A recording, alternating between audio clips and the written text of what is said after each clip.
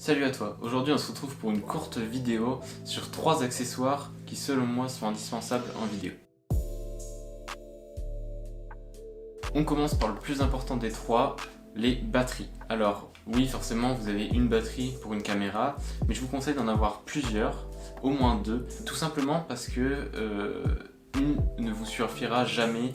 Si vous voulez filmer et que vous ne pensez pas forcément à recharger à chaque fois votre batterie, au moins vous pouvez toujours en garder deux chargées, garder la dernière donc pour tourner et puis interchanger. Une fois qu'elle est vide, en prendre une nouvelle, le remettre à charger l'autre. Disons que si vous en avez trois, vous jouez la sécurité et si vous avez aussi des longs tournages, c'est très important d'en avoir plusieurs. Vous ne pouvez pas vous permettre de vous arrêter de tourner juste parce que vous n'avez plus de batterie. Donc il existe forcément une référence pour vos batteries de caméra. Il suffit de les retrouver et vous pouvez trouver des batteries donc, qui sont compatibles avec votre caméra d'autres marques. Moi j'en ai trois d'une autre marque et d'ailleurs a été fourni avec un chargeur multiple, donc beaucoup plus pratique qu'un chargeur normal. Plutôt que multiplier les chargeurs, en avoir un seul pour en charger plusieurs, c'est très pratique. On passe tout de suite au deuxième objet.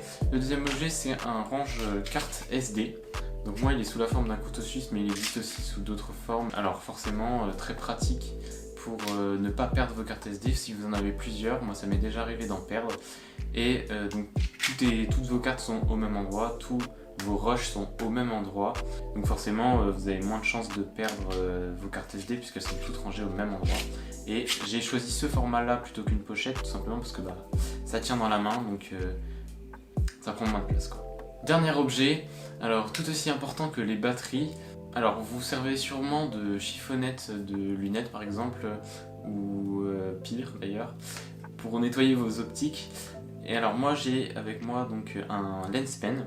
C'est un stylo qui va donc servir de brosse pour donc la poussière déposée sur l'optique. Et de l'autre côté, quelque chose pour nettoyer les traces de doigts ou les gouttes d'eau qui pourraient rester sur l'optique. Donc moi ce que je vous conseille de faire, c'est d'abord passer le côté balai, tout simplement pour enlever toutes les poussières avant de pouvoir nettoyer les traces de doigts ou les gouttes d'eau par exemple. Tout simplement parce que si vous passez d'abord ce côté-ci sur votre optique alors qu'il y a encore de la poussière, il se peut que vous rayiez l'optique. Et c'est ce qui arrive d'ailleurs sûrement avec si vous utilisez une chiffonnette de lunettes par exemple. Si vous la passez dessus, il est possible que vous rayiez l'optique. C'est pour ça que je trouve cet objet très pratique. Voilà, cette vidéo touche à sa fin, j'espère qu'elle t'aura plu. Si c'est le cas, n'hésite pas à mettre un j'aime et à t'abonner. Je voulais vous parler d'un truc, c'est que j'ai 80%, donc je me mets les chiffres là, j'ai 80% des gens qui regardent mes vidéos qui ne sont pas abonnés. Donc si tu aimes les vidéos, si elles te plaisent, si tu les regardes, pas forcément toutes mais en majorité, je te conseille de t'abonner, ça me ferait vraiment plaisir et ça te permettrait toi de voir quand une vidéo sort. Sur ce, à la semaine prochaine, tchuss!